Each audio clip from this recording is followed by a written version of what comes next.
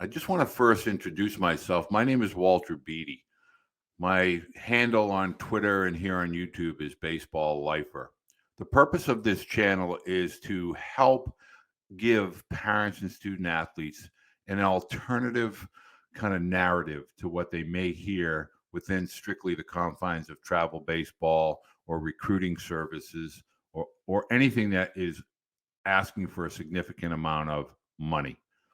Every Thursday night, our goal, Baseball Bluebook and myself, is to bring you into the world of actual college coaches, to hear what each of them have to say, to allow them to share the reality of not only their university, but the world of college baseball collectively as a whole. It is my hope that by watching these episodes each and every week, you as a family and as a student athlete will gain insight. That is our mission statement from the Baseball Bluebook, is to provide access and information to you directly. We ask three things. One, please subscribe to the channel. If you found your way here to YouTube, we ask that you subscribe. Hit the notification bell, which will give you an update every time that we update a video or add a video. And if you like what you see, please, by all means, give us a thumbs up. Feel free to add a comment or a suggestion. We're not perfect. We're going to make mistakes. We're going to miss things. But if you bring them to our attention, we will make sure we ask those questions. So enjoy tonight's episode of Coach's Corner. And again, thank you from the Baseball Bluebook and myself for taking the time to watch. Stay up the middle. The better players play up the middle longer. Hello and welcome. Another edition of Coach's Corner, Thursday evenings, 9 p.m. Eastern. We are joined each week by a college coach from anywhere across the country. And we talk youth baseball, travel baseball, and obviously college baseball. My name is Walter Beede, a.k.a. Baseball Lifer, and I'm really happy to be able to bring this content to families, student athletes, so that they can gain some valuable insight with regard to the college baseball experience, and we get to hear it directly from the college coaches. This evening, we're really thrilled to be joined by a former big leaguer, which seems to be a trend, and we're going to get into that tonight with our guest. Head coach, Illinois State within the Missouri Valley Conference, Steve Holm. Steve, thank you so much for taking a few minutes to join us today. No, thank you for having me. You're very, very welcome. You know, I wanted to start on that topic. You know, you have an interesting journey being from Northern California, playing baseball at the Division I level at Oral Roberts, being an All-American, ultimately getting drafted, achieving a lifelong dream, I would assume, to become a big leaguer, and now find yourself as a college head coach. We find more former major leaguers finding their way back to college baseball. Can you talk about your journey from big leaguer back to the college world with regard to coaching and what that's like and what you have to offer student athletes at Illinois State? Yeah, I mean, mine, I was really, really lucky. You know, I was playing in AAA my last year. I was 32 years old, kind of on one leg per se, if that, as a catcher. You know, I had at least one flat tire, if not two. And I got a friend of mine texted me that it was in like July, and he said, "Hey, give me a call after the game." And I called him, and he said, "You know, Reggie Christensen, the Sacramento State head coach, wants to talk to you about possibly coaching for him next year." And you know, at that point, I know I'm, you know, closer to the end than I'm at the beginning of my career at this point. And so I talked to him that night, and we talked for like an hour, and it was a really good conversation. And, you know, I knew I wanted to coach at the end of my journey, and obviously I didn't know exactly which route I was going to take. And, you know, I told him, I said, you know, I'm very interested, but I'm not going to quit. You know, I'm going to keep playing. As a catcher, you know, you're a foul tip away. And so he said he'll circle back, and 3 days later I got released, and I was like, oh. You know, you kind of take a peek up, like, all right, I get it, you know. So I went home, and I waited a couple days, and I called him and went and sat down, and the end of the meeting, he's like, the job's yours if you want it, and I said, well, I'll call you tomorrow. And I went home and I just, I called him the next day and I said, hey, I just need a couple days to call some people, but I want the job, just don't announce anything yet. There's some people that probably need to hear from me first. So that was my plan. I wanted to coach and I got into college coaching, but I had a lot of professional opportunities to go back and coach or manage and, do some things like that. And, I wanted to kind of give it 1 year, go through the college cycle. And I had a team that, told me, hey, at the end of that year, you can jump in and, we'll bring you on and, then manage the following season.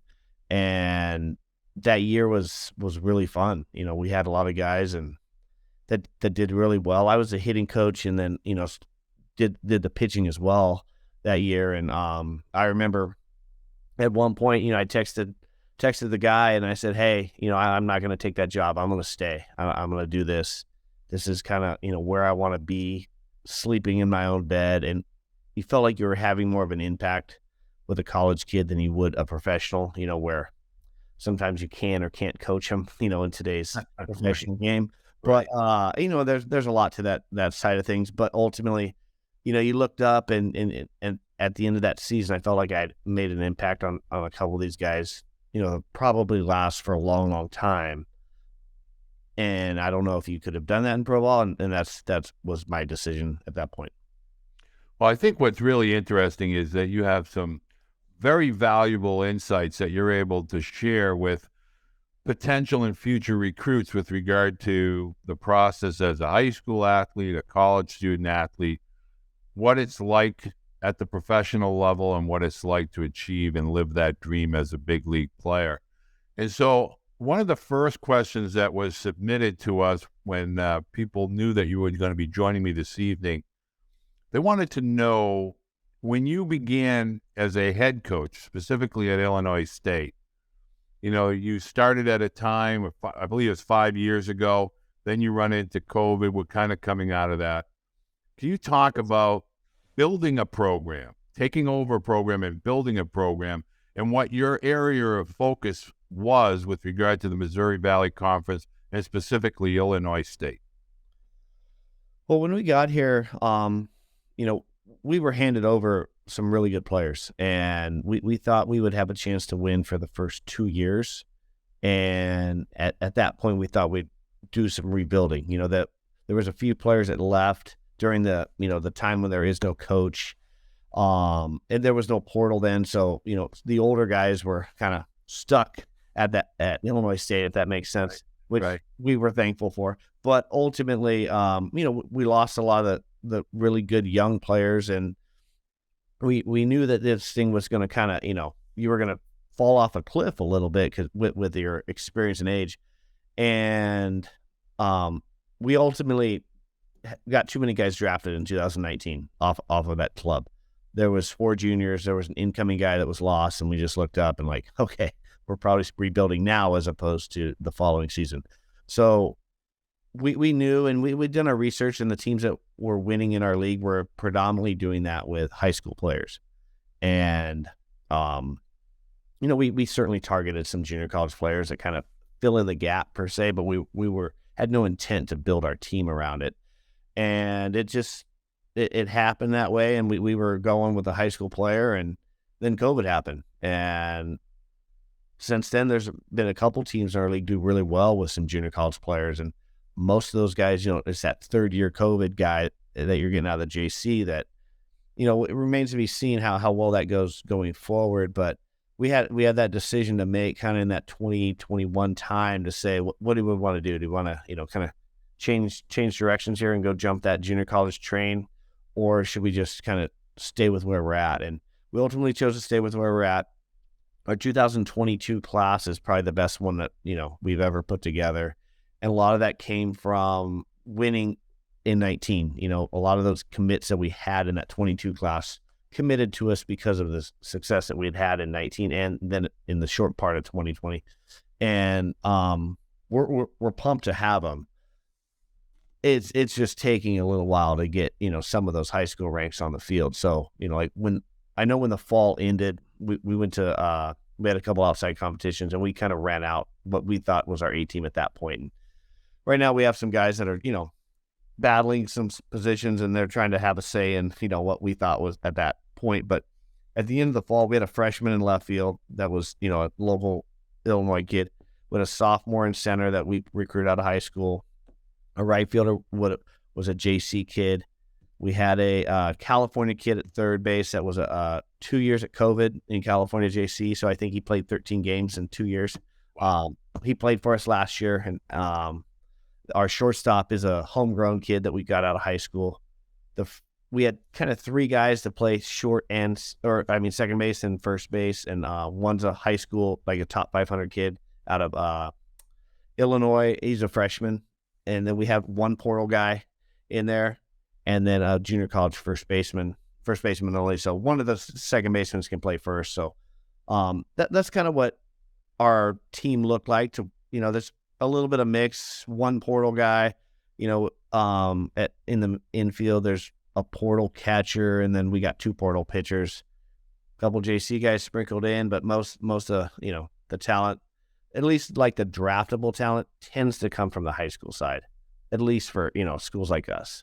Well, it's really refreshing to hear a college coach talk about the high school student athlete in a really positive way. And I think parents often misunderstand, college coaches. It's not like that they want to push a high school student athlete off to the side. Sometimes it's just a matter of physical preparation, game strength, I guess, is what we would call it. So when you're out looking at a high school student athlete trying to project, what type of student athlete are you looking for at Illinois State that is kind of a ready student athlete? I know it's obviously physical strength, but game awareness, game instincts.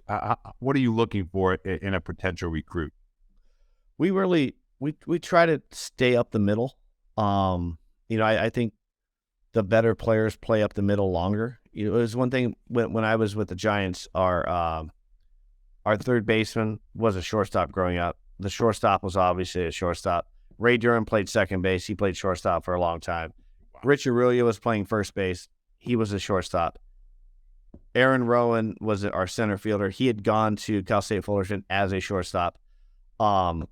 Dave Roberts was our left fielder, so I don't think he played much shortstop being left-handed.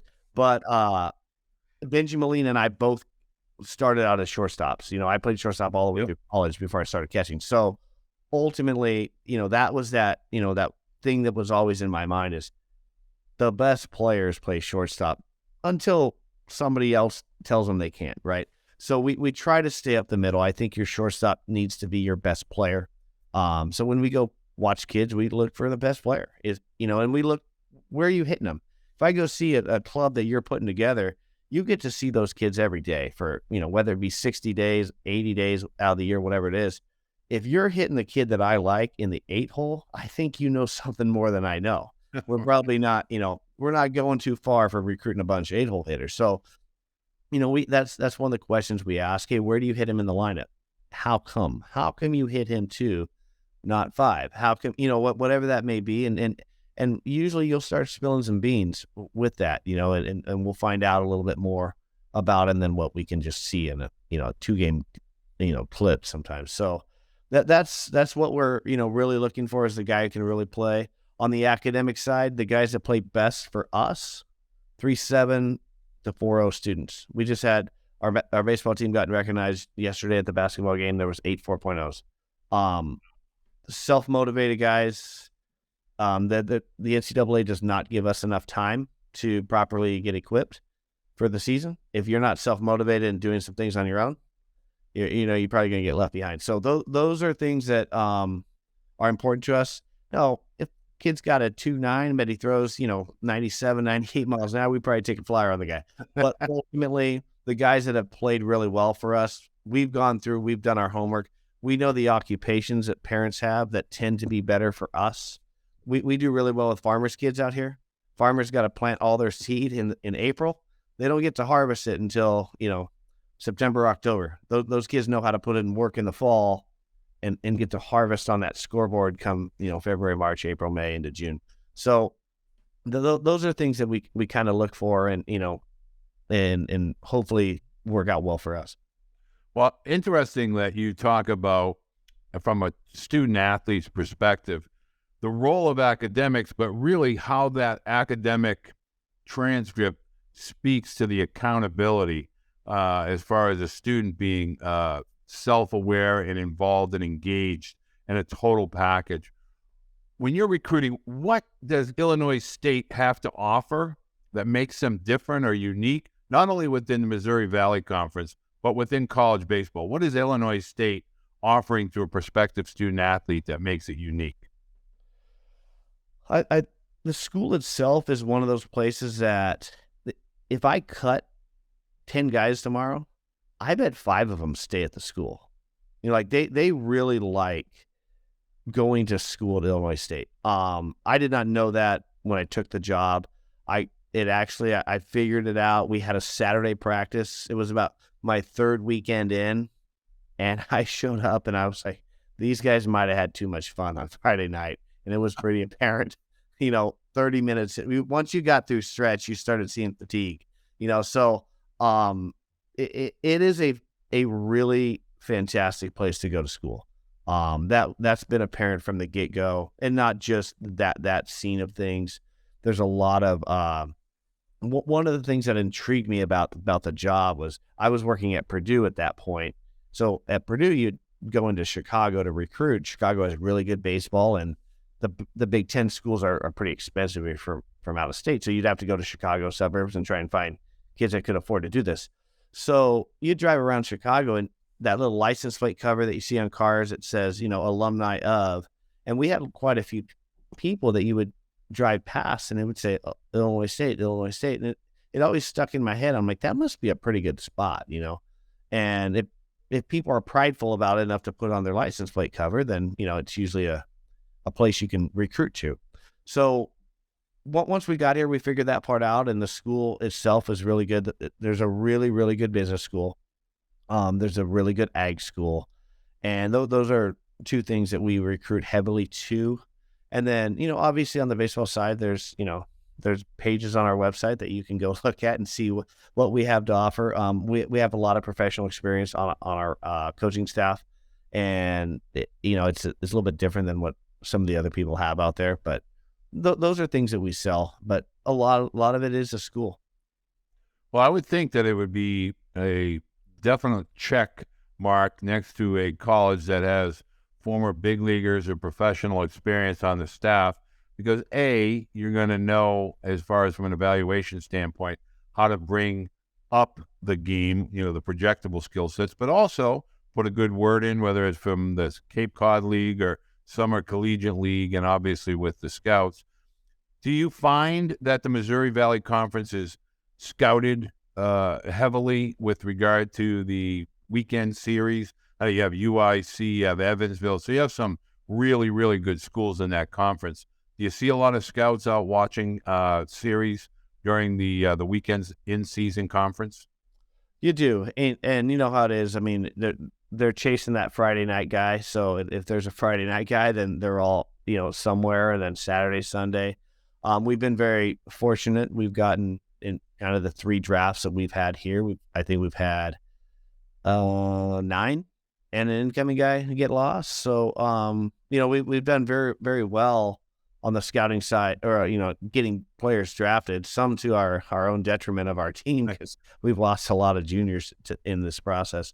But ultimately, you can get drafted very high out of the Missouri Valley. Last year, our center fielder Ryan Cermak went in the 2nd round. I know we had a 5th rounder and a 8th rounder, I believe, my first year here. Owen Miller was here the year before I got here. I think he was a 3rd rounder, and he's already been in the big leagues. Paul DeYoung played here. So, that's one piece that we certainly do recruit to is, there's been a lot of big leaguers come through here. And, we've just built a new indoor on our field so we can get, even more development done. And I think all those things add up to, it being a pretty good situation for the kid who wants to come in and get an opportunity to play professional baseball. Where are you?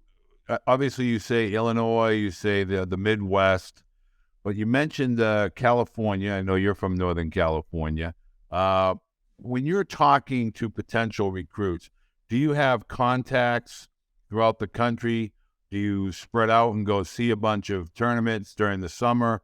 Is it your college camps that you have on campus? Where are you doing, or where's your focus with regard to recruiting? It's interesting because it's moved around a little bit. During COVID, obviously we weren't out, and that's when we had to rebuild, and we were stuck looking at a screen like this trying to figure it out. So at that point we relied on some of our contacts, that we had that we really trusted, because those people could be out. Our I have some in California, and we've done pretty well there. Um, we have multiple starters that are from California. We do really well on the high school scene in Illinois, Chicago mainly, and then we also do well in Wisconsin. We have some of our better players are from Wisconsin, and until University of Wisconsin decides to put a baseball team on the field, there's a lot of schools are going to go in there and continue to poach their players, because they got enough players they could be in the World Series if That's they have right. a team. It's crazy, but just you got to rely on people, because you can't see all the kids. There's so many people, so many kids out there. There's a lot of players. We do really well in our camps. We have a lot of kids that show up, and because I like to see myself, they know that I'm obviously at the camp, and we try to get in front of things that way as well. And there's a lot of different ways to see guys and be out there, but it's kind of a mixed bag. Well, what I want to kind of take a deeper dive into, because you have a unique background, and you've mentioned it a couple times this evening. When I'm talking with student athletes, and they always come up to me and say, I'm an infielder, and I'll always tell them, you might want to consider catching. Now, you were a shortstop. Russell Martin comes to mind, Greg Biggio. The list is plentiful with regard to former Jorge Posada at South Alabama. Those guys were all way better than me, by the way. Well, hey, you're a big leaguer. So, in other words, they're all in your ballpark. Some you could, I guess, classify played longer, but technically you're all big leaguers. My point is, how do you convey to a young student athlete, hey, you might want to throw the gear on every once in a while, even if you're a second baseman or a shortstop, because it can, A, extend your career, or B, give you greater opportunities that you may not have known existed if you throw on it is National Catching Day, by the way, which is why I'm asking today. That's awesome. And so how do you convey that to a potential recruit? Hey, you might want to give catching a try. I think they really got to want to do it. It sucks, to be honest. Oh, yeah. I mean, I was a shortstop. I really enjoyed playing shortstop, and for me, they moved me basically first day, and I start catching, and I had a hard time with it, because in the lower levels, I still felt like, man, I think I'm as good as that guy, or I'm as I could play like that guy. And then for me, when I got to AA, I looked out and go, oh, that's what a shortstop looks like. And I looked at myself and I go, this is probably what a catcher looks like. So, it was hard to do. And I think it's hard to do at the amateur level, because in pro ball, I was allowed to get a lot of reps, right? You're playing every single day. And that's what you need. If you're going to make a change, especially later on in your career, you're going to need the reps to catch up. And, sometimes they're just not there to catch up, and sometimes they are. We've never really tried to convert a guy. We've had a couple guys that we did it for utility purposes. Like you can only travel so many guys in conference, and this one guy was had a chance to maybe help us out if we were only going to keep two, and some things like that. But the player, I think, needs to want to come to you and say, hey, I want to catch. If I got to go to the player and say, I want you to catch, I think it's going to be pretty tough, because that's a hard sell. Because like I said, it's not fun. You're going to get beat up. You're going to be bruised. And it's not the same as playing, those other positions. So, I think you got to find the right guy that wants to do it. Yeah, I still wear a couple every now and Tyler decided to start to throw a split finger this year. Oh. And out of the kindness of my heart, I caught, and I can tell you that I still have a body tattoo on my shin. So it caught you. You didn't. Yeah, it caught me. I didn't quite catch it. So, one of the other things that I want to get from your perspective, again, coming from Northern California. Now, as I talk to you, tomorrow's forecast for us here in Boston is -4. You come from Northern Cal, you have some pretty nice weather. You come from California, some pretty nice weather. You go into Illinois and Nebraska. I know you play in Nebraska this year. Those are some cold weather states. And so how do you get those warmer climate guys to kind of acclimate themselves into, the fall and the early part of the season at Illinois State? We only let them visit in the summertime. No, they know where we've done pretty well is some of the skill positions, like a shortstop or second base. Those kids have tended to come from the warmer weather states. They go home, and I tell them when they go home for Christmas, I say, hey, you need to take as many ground balls as possible outside because we don't have that available for you here. And we've been outside a couple times so far on our turf field. But they go home, and one of our portal guys, he's from Hawaii. So he's out there playing on, real fields to me. And with that, I tell them as many ground balls as possible because once you get back, it's more outside on the turf every once in a while. So getting them acclimated, baseball players are tough, man. They want to play. And it's something that they all know what they're getting into. And I think we have such a core of Illinois and Wisconsin kids. I mean, the Wisconsin kids, they think they're at San Diego when they come down to our weather. So that's, and we do well in Canada. We've had multiple Canadians, and those guys are in the same boat as Wisconsin. They're like, man, it's really warm out. And I'm like, I got 3 layers on. So, the core of the team is from cold weather. And I think if the kind of the bitching and complaining starts, I think those guys nip it before I ever get to it. So I think it just happens that way. Well, we have a large Canadian audience joining us this evening. In fact, there's a few that are commenting to my right here. And so they'll be obviously sending you an email now that you mentioned the Canadian brethren up north. So what I want to ask, so that parents, I have 2 questions that came in. I'm going to group them together. When you're going forward, how does a potential recruit know that you're in it to win it for an extended period of time at Illinois State? Everybody's commenting, you're a big leaguer, you're very articulate, you're well-spoken, you have developed a great program. They want to come there. They're in the class of 2024. How do you give those parents a peace of mind, when they say, hey, coach, are you going to be here for us? Or, is that something that comes up in your recruitment talks at all, as far as, I know you have young family there and they probably love the area as much as you. But I have a parent here asking, what if we show up and coach is back in California? Now what? So how do you want to address that? Well, first of all, I can promise I'm not going back to California. But ultimately, my family's all moved out of California now. They live in Idaho, actually. And NC State does not have a program. So I think we're good. But my wife, she moved out to California when I was playing. I was up and down with the Giants at that point.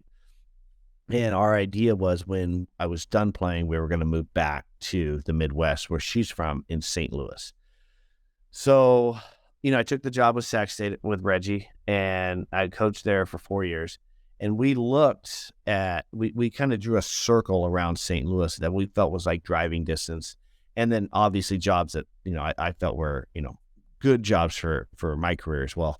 And anytime one of those jobs popped open, we tried to get it. And I did not realize how hard that would be to kind of jump the Rocky Mountains per se and, get some Midwestern coach to listen to a guy from California. But ultimately, I tricked Mark Wazakowski into hiring me at Purdue. And we were there for 2 years, and that was 5 hours away from St. Louis. And then when this job opened up, we are about 3 hours from her parents. Bingo. So that was kind of the inside scoop as to why we chose to be in this vicinity, and ultimately this school. As a coach, a lot of people don't realize it's really difficult because you're going to bounce around. And we had our first daughter at Purdue, and our second one basically like 30 days before I took this job. I think she was about a month old. And so, we don't have family around us.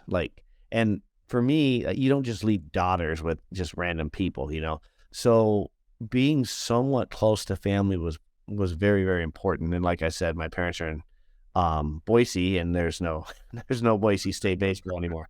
And I don't think anybody's falling for that trap if they started open again.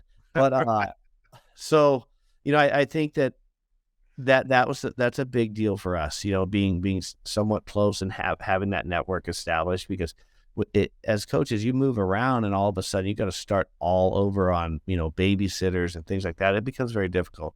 And our daughters, she's in kindergarten, our oldest, and we have a private school that she goes to that we really like, and it has some values that we appreciate. They say the Pledge of Allegiance, and those were things that for us were like, we're a little bit old school, and we like them standing up and saying the Pledge of Allegiances and things like that. So, those situations are hard to buy you out of, if that makes sense. Certainly somebody comes and says, you're the manager of the New York Yankees, you take the job, right? Right. But, you get things established, and it just gets harder and harder every year, to make yourself want to go. And now, I think the thing that people aren't maybe forecasting as much as, I think you got to sit back and watch it, see how long it takes these people to rebuild some of these programs now. Because if I were to leave my current situation, statistics show you that about 75% of your players hit the portal. Right. You're going to come in, and I think it's somewhat easier at the lower level to rebuild, and it seemed to be a little bit easier at the really high level because they can just go portal and kind of make it okay for the get-go. But ultimately, your best players are going to come through the high school ranks. And like when we took this job, you were really kind of recruiting that 2021 class. And this was back in 2018, where you could really get in on some of those young players that you really, really wanted without kind of only finding the needle in the haystack guy. So I think if you're a parent, watch and see how this works for the next couple of years, because you had some jobs change hands this last year, and there was quite a few portal things that happen where a lot of players are gone. And then I think you might see some coaches going, I don't know if I want to take those jobs, because that might be a 5, 6, 7 year overhaul to get that thing back where it needs to be. Well, I think you just scored a lot of bonus points with parents knowing that you're in it to win it with your children, and you're kind of immersing yourself in the community.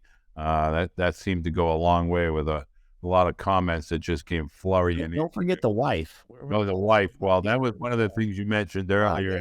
All the moms were giving you a standing ovation on that. We got Valentine's Day coming up too, right before the season. Right. Normally, that's 3 days before the season, right? You open up on the 17th. Correct. And when I was playing in pro ball, Valentine's Day, for some reason, was the day the Giants always reported you to spring training. Yeah. And my wife still doesn't let me forget that one. So this year, she looked at the calendar and she's like, "Oh, you're home. There we go." Bingo. That's brownie points. Well, I'm going to take advantage of a little extra time, and I want to ask, because I have a parent that just asked me, can Coach Holmes, can you tell parents, more importantly, student athletes, the true definition of a Division I recruitable athlete? Meaning, we have about 400,000 high school varsity players that play within the federation across the United States, and only 10 to 12,000 depending upon the roster size. Give us an example of what makes a Division I student athlete. What is it that's different, and what is it that separates a potential recruit? Is it velocity, arm strength, foot speed, power? What are the tools that these young student athletes have to have in order to make that jump from high school to Division I baseball? I think baseball in Division I is still somewhat of a combine. You have to be able to do certain things in order at your position in order to compete. But that's also the beauty of it, is you don't have to. We got some guys that, and I told them, I said, you got D2, like Division II skill set or height and weight, but you got D1 heart and D1 guts. and D1 confidence, and then they're allowed to play Division I baseball. The hardest thing for us to find is the guy who has the confidence to play. We don't miss when we go recruiting. Like if I go recruit your son and it says 92 on the gun, he shows up and you know what? He throws 92. He doesn't just throw 80. So those components we don't really miss on. And there's so many recruiting services or whatever you want to call them out there now that even if we saw him on a really bad day, you can go look it up and they got video of him showing 91 miles an hour. Like you know what you're probably getting. And if you don't know how fast he is, look that up too, because it'll show a video of him. And if you don't believe them, you can stop watch the video if you want. So all of those things, schools don't miss on that. And they the kids know that, you kind of need to be a certain velocity or whatever. But ultimately the guys that survive are the ones that believe in themselves. And how do you believe in yourselves? Do you put in the work first and then have some success? And that's probably how it works. So for us, for the one factor for me that I think differentiates everybody is how much do you love baseball? Do you go to practice or do you get to go to practice? Because the guys that really love practice, they get to go to practice. They can't wait for their, no offense to the academic side, because we recruit high, intelligent kids, but they can't wait for practice to get, or school to get out so they can go to practice. And I think that all freshmen, especially during the COVID era where you have that fifth year guy there, get smoked at some point. Like you get hit right in the mouth. And if you don't love baseball, I think it's going to be really, really tough for you. But the kids that just love baseball, do you watch baseball on TV? Do you, what do those things really mean to you? And are you the kid that's retweeting highlights, that the shortstops are making great plays? Because that means you love baseball. And those are the kids that really have success. And you can't fake love. People have been trying to fake love in all kinds of entities for years, and it doesn't work. People see right through it. So the kids that really love baseball for us, they cream rises, and those are the ones that ultimately have. Even if they got a Division II skill set, they'll play Division I baseball. Well, I think it's important. I know one parent's asking me, if you check out the schedule that Illinois State plays, their out-of-conference schedule. Now, they're in conference at Missouri Valley really has quality, high-level. Missouri State, UIC, Evansville. I used to, as a dad, see UIC every year, opening weekend. They went to Vanderbilt. So I've seen the talent, and I know John and I know a few of the coaches in the conference. And this out-of-conference schedule, I know last year you were started out of the gate with Arkansas, but you still play Arkansas, Minnesota, Iowa. I mean, you have some really, there's some, hills and hurdles there. So this isn't like you're not playing 54 games and you're trying to avoid. You're playing a big boy schedule, and if you're coming to Illinois State, you need to be ready to compete. When you talk about competing to student athlete, what is something that visually can tell you they're competing with every fiber of their being? We use that word a lot, but what is something that you're looking for? Is it that turn at first base? Is it coming on and off the field? How are you looking at that competitive nature of a prospective student athlete? I think we like to see them fail. Ultimately, you don't want to go and get your only look and see the kid fail. But there's times that we recruited kids just because everyone tells us, hey, the kid is really good. The numbers show he's really good, and we show up on a bad day. But how does he handle the failure? I think the kids that you can tell that if they strike out and they're pissed, that's not a bad deal. I don't want them, firing their helmet into the stands or something, but Carl Everett, and the Red Sox, those type of things, you're not looking for that. But every good player I played with, they had some true, fire inside them that, at a certain point, I saw a lot of those guys, it boils over, right?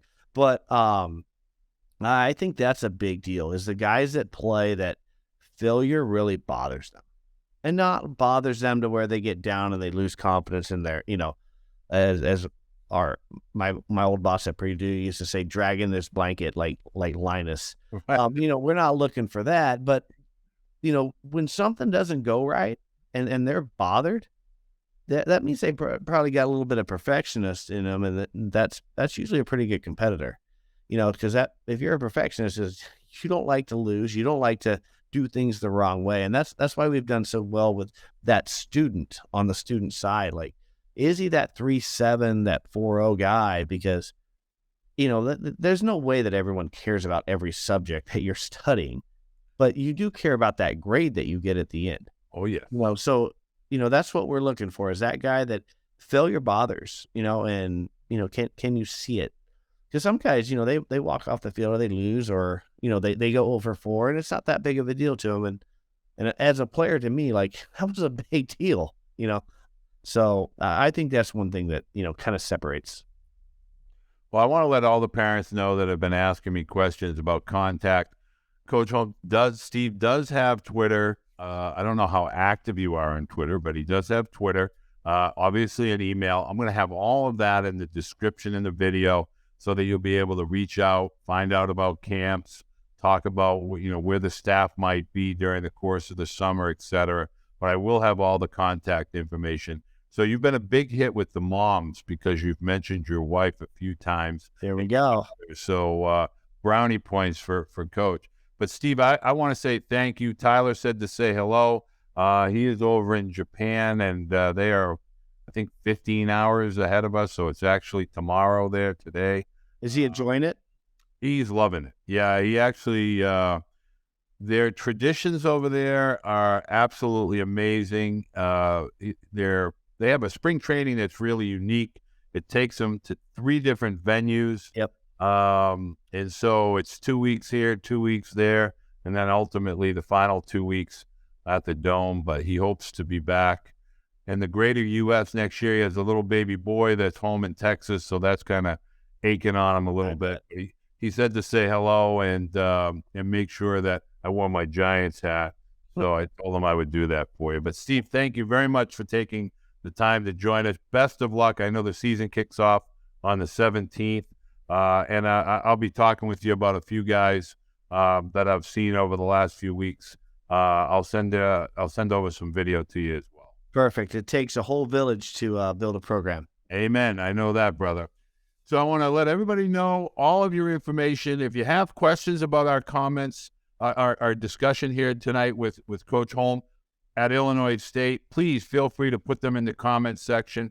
The Baseball Bluebook, this is what brings us all together. It's all about access for families and student athletes. Our hope is to provide you with content directly from the coaches so that you can hear exactly what it's going to take and how to get there directly from the coaches.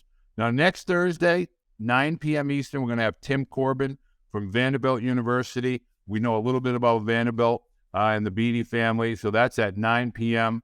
I want to make sure you're spreading the word. Subscribe to the channel. Let us know that you like tonight's video and content, but with the thumbs up. Be sure to join us next Thursday. Steve, thank you very much. Happy Valentine's Day to the wife, and thank you to the girls for giving us your time tonight. Thank you, guys. You're welcome. Bye now, guys. See you guys.